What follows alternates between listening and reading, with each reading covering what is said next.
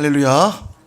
고난주간 특별 새벽 예배 첫째 날 나오신 우리 성도님들 축복합니다. 고난주간을 시작하면서 의미를 조금만 설명을 드리고 한 주를 우리가 보내는 것이 좋을 것 같다는 생각이 듭니다. 우리 교회사에 보면 이제 종료주일로부터 해서 한 주간 고난주간을 보냈는데 우리 이제 교회사를 보면 사순절이라고 해서 주님의 그 부활을 앞둔 40일 전부터 주님의 그 어떠하심을 좀 묵상하며 보내는 절기들이 있어 왔죠. 이제 로마 카톨릭으로부터 있어 왔는데 문제는 사순절을 보낸다고 하면서 세상과 단절되고 또 어떤 형식적이고 또 내용은 없고 이제 겉만 남은 모습들로 인해서 종교개혁이 사실 일어날 때 뭐 루터나 칼빈 이런 분들은 다 사순절의 의미들을 다 깼습니다. 그래서 개혁교회들은 개신교에서는 사실 사순절을 그래서 하지 않아요. 하지 않는데 제가 보기에는 제가 판단하기에는 이제 통합 측 교회들이나 약간 진보적 성향이 있는 교회들이 이제 새롭게 이 사순절의 의미를 다시 도입하면서 한국 교회 안에 사순절을 또 많이 합니다. 사순절의 의미들을 뭐 좋은 의미로 살려서 이제 하는 거라고 봐야 되겠죠. 그러다 보니까 사순절의 의미들을 정확히 뭔지 잘 모르면서 이제 이벤트처럼 하는 경우들이 이제 종종 있는데요. 어쨌든 주님을 깊이 묵상한다는 점에서는 유익할 수도 있으나 그것이 또 하나의 그냥 형식이 되고 세상과 단절되는 의미로서 사순절 또 고난주간이 된다면 이제 안 된다는 점들을 좀 말씀드리고 싶어요. 무슨 말이냐면 이 절기를 지낸다고 하면서 주님의 그 고난에 동참한다는 이제 우리가 말들을 하는데 여러분 우리가 주님의 고난에 동참하는 게 아닙니다. 주님의 고난이 이미 다 이루신 거예요. 그 주님의 고난을 이루셨기 때문에 오늘 우리가 이렇게 구원의 은혜를 입고 있는 거죠. 지금도 그 고난이 부족하거나 완성되어야 되기 때문에 고난에 동참되는 게 아니고 주님의 고난이 이미 다 이루셨고요. 우리는 누리는 자라는 걸 일단은 기억하실 필요가 있어요. 그렇지 않으면 괜히 막 고난한다고 막 이제 자기 몸을 막 괴롭게 하고 한 주간 딴 때는 그냥 아무렇지 않게 살면서 그래서 교회에서 어떤 기록도 있냐면 내일부터 금식이니까 오늘 저녁 마음껏 먹자. 뭔가 문제가 있죠. 이런 게요. 딱 들어도 벌써 이제 이건 좀 아니지 않나 싶잖아요. 그런 이제 의미면 형식만 남는 거죠. 그러면 금식을 해야 되니까 오늘 저녁 먹고 싶은 걸 실컷 먹자. 이런 것들이 이제 옳지 않다는 것이고요. 한 주간 특별히 뭐 금식을 하면서 내가 더 기도해야지. 의미 좋은데 그게 어떤 형식 논리만 남지 않기를 바란다는 겁니다. 그렇다면 그냥 하지 마세요. 금식하지 않아도 되니까. 그냥 고난주간이니까 왠지 막 금식으로 막 몸을 힘들게 해야 될 것 같고 주님도 고난 당하셨는데 나도 고난 받아야지. 그럴 필요 없어요. 주님의 고난이 다 이루신 겁니다. 우리는 누리는 것인데 그럼 왜 고난주간을 굳이 하는가? 고난의 의미를 사실은 365일 묵상해야 돼요. 주님의 십자가를 묵상해야 되지만 한 주간 좀 더 우리가 마음을 모아서 묵상하고 또 앞으로 살아가겠다는 어떤 결단과 다짐 그 의미들을 기억하고 살아내겠다고 하는 이제 결단으로 이해해야지 이게 뭔가 한 주간 되게 고통받고 되게 나를 혹사시켜서 주님이 십자가 지신 것에 좀 덜 미안하게 내가 한 주간은 좀 힘들게 보내야지 그런 주간은 아니라는 것 기억하시고요. 그렇게 의미를 생각하면 한 주는 고통스러운 한 주가 아니라 사실 되게 많이 감사하고 되게 기뻐해야 될 한 주일 수 있어요. 오히려 주님이 고난당하시지 않았다면 내가 고난받았어야 되는데 주님이 고난받으셔서 다 이루셨기 때문에 오늘도 오히려 우린 즐거워하고 기뻐하는 한 주다. 삶 속에 더 깊이 들어가셔서 주님의 십자가를 살아내고 그 의미를 살려야 돼요. 여기서 동절된 세상으로부터 분리된 그런 모습들이 되지 않기를 바라고요. 더 가정으로 깊이 들어가시고 여러분의 직장으로도 깊이 들어가시고 그래서 그곳에서 주님의 십자가를 살아내는 것 그렇게 살겠다고 다짐하는 한 주가 되어야 된다는 얘기입니다. 우리를 보내신 곳은 교회 공동체가 아니라 세상이거든요. 교회 공동체에서 우리가 말씀으로 기도로 하나님께 나아가고 주시는 은혜를 붙들고 결국 우리는 어디를 가야 되냐면 세상으로 가야 됩니다. 세상에 가서 살아내야 돼요. 그래서 한 주간 고난 주간이 그런 시간이라는 것 기억하시고 새벽에 이렇게 기도하면서 여러분의 삶의 현장들을 놓고 더 기도하시고 내가 주의 십자가를 살아내지 못하는 삶의 영역들이 있다면 더 올려드리시고 주님의 십자가를 살아내겠다고 하는 결단과 다짐이 있을 수 있기를 축복합니다. 늘 이맘때가 되면 만나는 한 여인이 있습니다. 그 여인은 바로 향유옥합을 깨뜨려 주님께 부어드린 여인이에요. 오늘 보면 9절에 보면 내가 진실로 너에게 이르노니 온 천하에 어디서든지 복음이 전파되는 곳에는 이 여자가 행한 일도 말하여 그를 기억하리라. 그러니까 복음이 전파된 곳이라면 복음과 함께 전파되어야 될 게 있는데 그게 뭐냐면 이 여인과 이 여인이 행한 일, 이것을 기억되게 하라. 굉장히 영광스러운 일이죠. 그런 점에서 이 여인이 행한 일은 모든 그리스도인들이 반드시 기억하고 살아내야 될 모습이다. 이렇게 정의할 수 있을 겁니다. 복음과 함께 전파되어야 되는 거라면 우리가 복음과 함께 들어야 될 이야기잖아요. 이 여인의 삶이 도대체 어떤 삶이기에 우리가 항상 기억해야 될 모습일까? 한번 살펴보도록 할게요. 1절을 보면 6월절과 무교절이 이틀 앞으로 다가왔습니다. 6월절에 주님이 이제 돌아가시죠. 주님이 6월절에 돌아가셔서 하나님의 어린 양으로 돌아가시게 될 것을 암시하고 있는 표현입니다.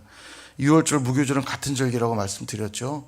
6월절 저녁 지내고 난 그 이튿날부터 무교절이 시작이 되기 때문에 같은 절기인데 이때 대제사장과 서기관들이 예수를 죽일 방도를 구하고 있습니다. 예수님이 곧 죽으시게 될 것을 말하고 있는 거죠. 그러고 보면 지금 두 그룹의 사람이 복음이 전파되는 곳에 기억되고 있는 걸 보게 돼요. 한 그룹은 아주 부정적인 존재로 기억되고 있고요. 한 그룹은 아주 아름다운 존재로 기억이 되고 있습니다. 그러니까 이 여인만 복음이 전파되는 곳에 기억되는 게 아니라 지금 요 대제사장과 서기관들도 복음이 전파되는 곳에 함께 기억되고 있죠. 예수님을 죽이는 자들로. 우리가 이 두 그룹 중에 어디에 있어야 될까요? 당연히 이 아름다운 존재로 기억되어야겠죠. 우리도요. 복음과 함께 기억되어야 될 아름다운 존재. 그래서 오늘 그 여인의 모습들을 좀 살펴볼 텐데 예수님이 3절에 보니까 베다니 나병 환자 시몬의 집에서 식사하시게 되었습니다. 아마도 이 시몬이 예수님과 제자들을 집으로 초대한 것으로 보여요. 그럼 왜 초대했을까 생각해 본다면 당연히 예수님으로부터 고침받고 은혜를 입었던 사람으로 보입니다. 그 은혜에 감사해서 초대를 했겠죠.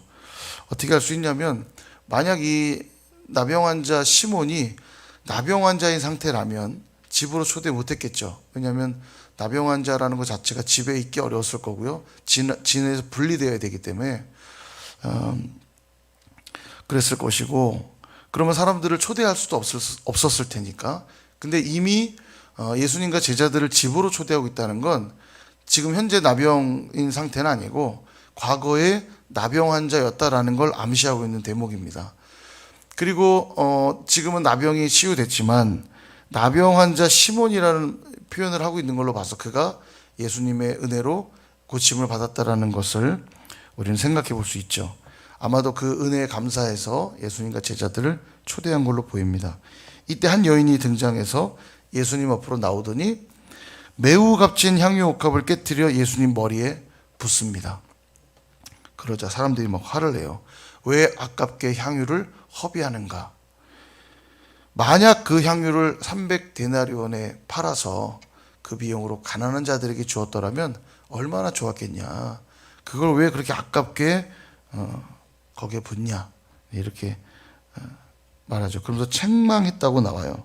오늘 성경에 보면 책망했다. 5절에 보면 그 여자를 책망하는지라. 이 책망했는지라 이 표현이 이제 감정을 쏟아냈다는 거예요. 막 화를 냈다는 거죠. 막 분노한 겁니다. 그냥 왜 그랬어 이런 게 아니고 막 나무란 거예요. 감정을 쏟아내면서. 그런데 다른 본문을 보면 동일 본문인 복음서의 다른 내용을 보면 이 화를 낸 이유를 돈꾀에 넣을 것을 생각해서, 이런 표현이 나오거든요. 그러니까 정말로 가난한 자들을 생각하고 꼭 필요한 곳에 쓸 수 있었을 텐데 왜 그랬냐가 아니라 실은 그 돈 때문에 그랬다라는 걸 우리는 알 수 있어요. 가난한 자는 핑계고 돈이 아까운 거죠, 돈이. 그러고 보면 이제 졸업식 뭐 축하 자리에 가보면 우리가 꽃다발 많이 주는데 참 아깝죠. 막 한 가슴 가득 꽃다발을 안지만 그 뭐예요? 다 갖다 버릴 걸, 그죠? 좀 아깝지 않으세요? 예, 예, 아깝다고 생각하시는 분은 꽃다발을 받는 자가 아니기 때문일 겁니다. 꽃다발 받는 자에 있어 보세요. 굉장히 감사하고 영광스러운 거거든요. 근데 그거 아니니까 아유 아깝게 왜 이렇게 꽃을 사다 줘? 예, 이런 소리 하는 거죠. 그러니까 적어도 그 축하를 받는 사람과 나는 무관한 상태인 거예요. 그러니까 부모님이었다고 생각해도 아들이 꽃다발 받는 걸 보면서 아유 돈 아깝게 그냥 왜 이렇게 꽃다발만 갖다 주는 거야? 이럴 부모는 없을 겁니다 아마. 왜냐하면 그 상을 받고 있는 자녀가 나와 관계가 있기 때문에 꽃다발을 하나로 마는 모습을 보고 같이 영광스러워하고 같이 기뻐했겠죠. 여러분 대충 그려주세요. 지금 이 사람들이 예수님께 향유를 붓는 걸 보면서 어우 돈 아까워 쓸데없는 짓을 하는 거야 라고 하는 것은 적어도 이들 마음에 주님과 무관하고 있다는 걸 우리는 느끼게 됩니다. 그러고 보면 우리 주님께 드려지는 귀한 헌신들, 귀한 희생들이 교회 안에 보면 참 많이 있습니다. 주님을 사랑하기 때문에 헌신하는 분들이 참 많은데요. 종종 이런 분들을 보면서 비난하는 분들이 있어요. 혹은 선교지에 헌금을 이렇게 보내면서도 교회 안에도 필요한 게 얼마나 많은데 왜 그렇게 선교지에 돈을 보내냐고, 굳이 그 선교지에 돈을 보내냐면서 막 비난하는 분들도 계십니다. 그러나 그의 나라와 그의 의를 위해 드리는 것을 왜 아깝다고 생각할까요? 선교지에 보내는 건 뭐 낭비하는 건가요? 쓸데없는 데 버리는 겁니까? 돈을요? 아니잖아요. 그 관점이 아마 나에게 있기 때문일 겁니다. 나에게 있으니까 그게 아까운 거예요. 얼굴도 모르고 이름도 모르는 저 영혼들에게 보내는 돈이 아깝다고 생각하는 거죠. 하나님을 위해 드리면 그 땅에도 복음이 전파될 걸 생각하면 우리 하나님을 생각하고 그 일을 생각하면 기뻐해야 될 일인데 마치 내 아들이 꽃다발 받듯이 우리 아버지가 꽃다발 받듯이 너무너무 영광스럽고 기쁜 일인데 그가 나와 무관하면 이거보다 돈이 아까운 일이 없는 거예요. 아니, 교회 안에 필요한 것도 많은데 왜 저런 얼굴도 모르고 이름도 모르는 선교지에 돈을 보내지? 그리고 교회 안에서도 굉장히 많이 헌신하고 희생하는 분들 보면서 왜 저렇게까지 하는 거야? 이런 얘기할 때는 다 그들 마음 안엔 주님이 계시지 않기 때문일 겁니다. 주님이 나의 주님이고 그렇게 헌신과 희생을 드려도 아깝지 않을 뿐이라고 생각한다면 오히려 그를 칭찬하겠죠. 잘했다.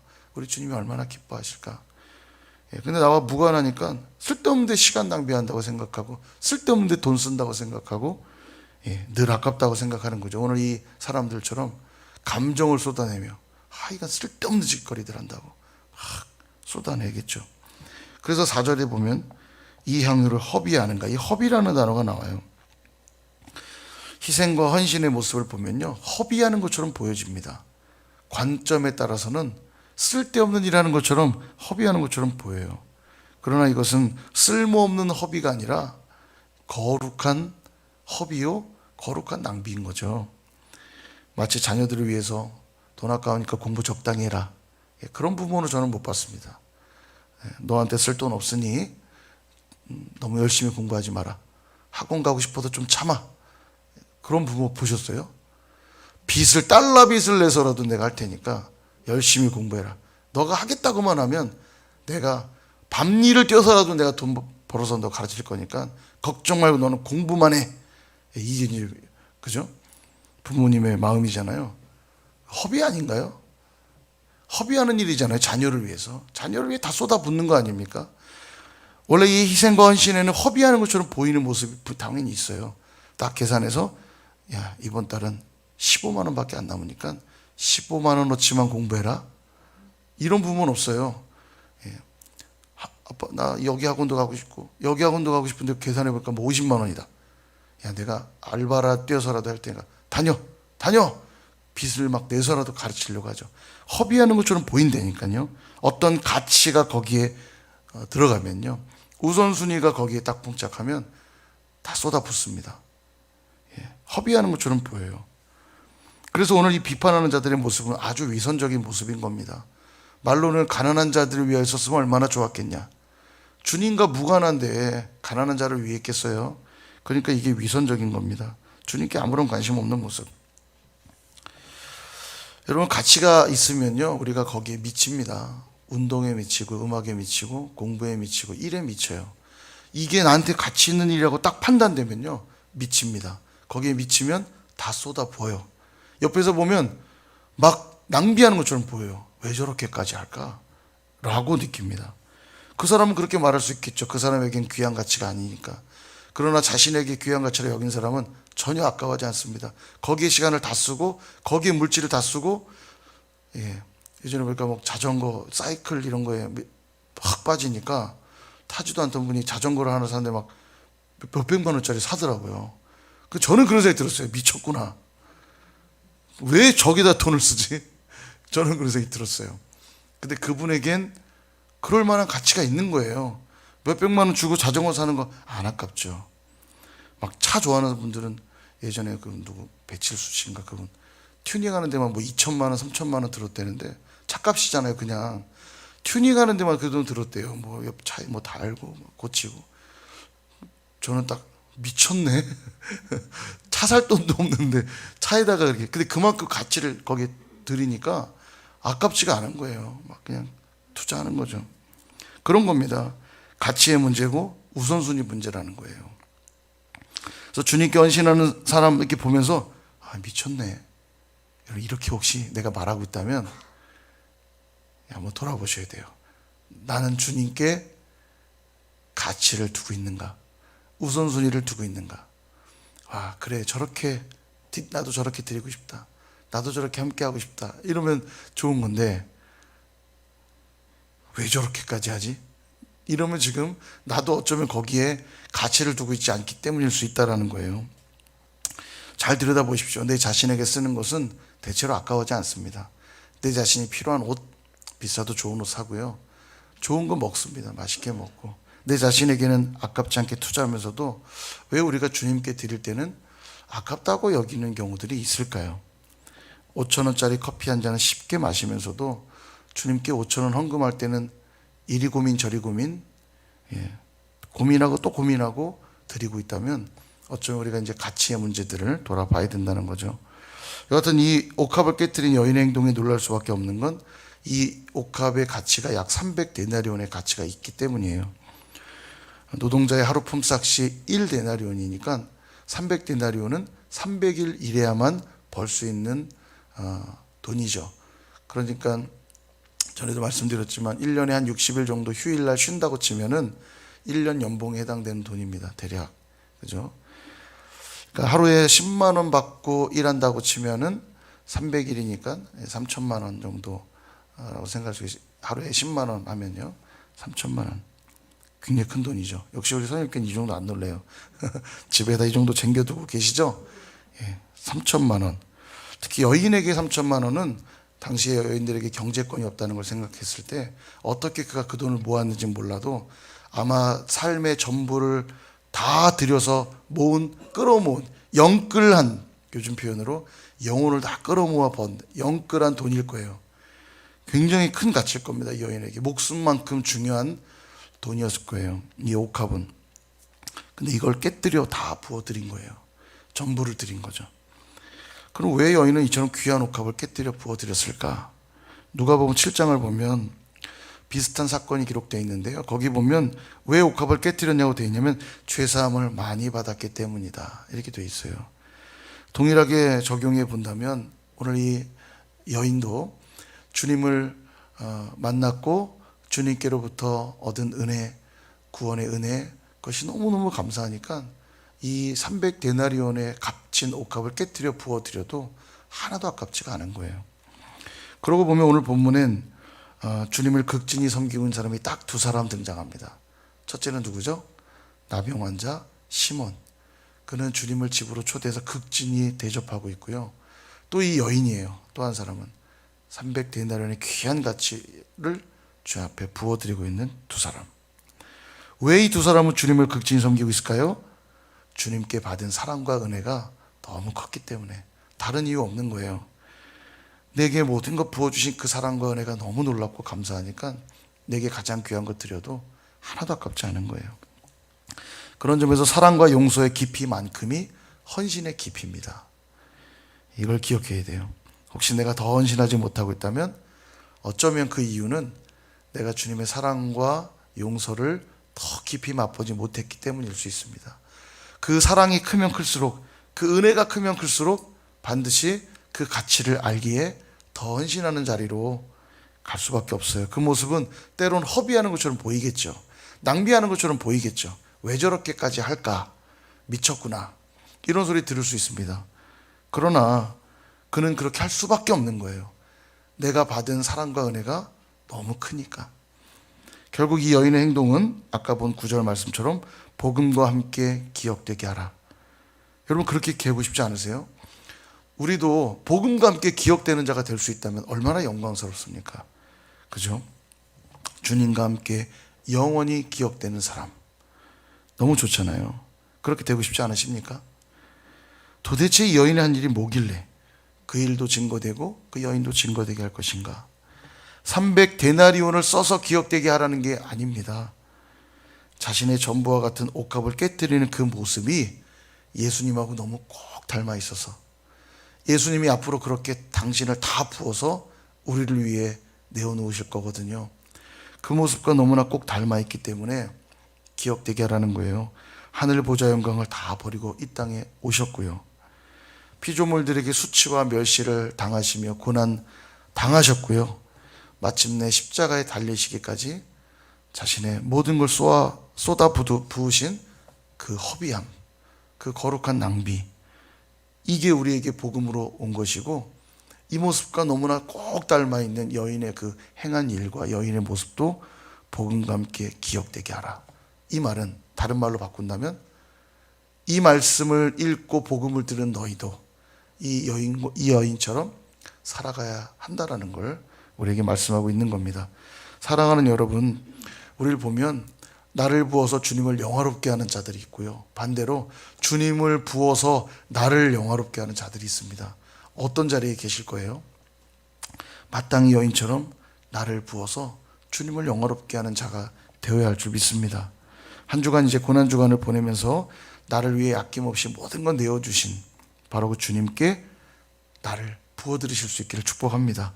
나의 시간도 드리고요, 나의 물질도 드리고요, 나의 열정도 드리고 나의 헌신도 부어드릴 때 이는 결코 허비가 아니라는 거예요. 옆 사람은 그렇게 말할 수 있겠죠. 아니, 옆 사람으로부터 그런 얘기를 좀 들어야 돼요. 야, 너 너무하는 거 아니냐? 너 너무 낭비하는 거 아니야? 너무 허비하는 거 아니야? 그러나 내가 주님께 드리는 이것 결코 아깝지 않기에 내가 기쁨으로 드린다고 하는 이 거룩한 낭비가 저와 여러분들에게 다 있기를 축복합니다. 그래서 그냥 의미 없이 이 한 주를 그냥 금식하고 스스로를 자학하며 주님께 미안하니 이번 한 주는 나도 고통 좀 받아볼까? 그런 한 주 되게 하지 마시고 도리어 그 반대죠. 주님이 이미 나를 위해 고난당하셔서 완전한 자유를 주신 그 주님께 너무 감사해서, 그 사랑과 은혜가 너무 감사해서 내가 가지고 있는 이것들을 깨뜨려 드려도 하나도 아깝지 않을 만큼 그 놀라운 사랑과 은혜에 깊이 빠지시기를 바라고요. 그 주님께 다 내어드리는 그런 저와 여러분 다 되시기를 주님의 이름으로 축원드립니다.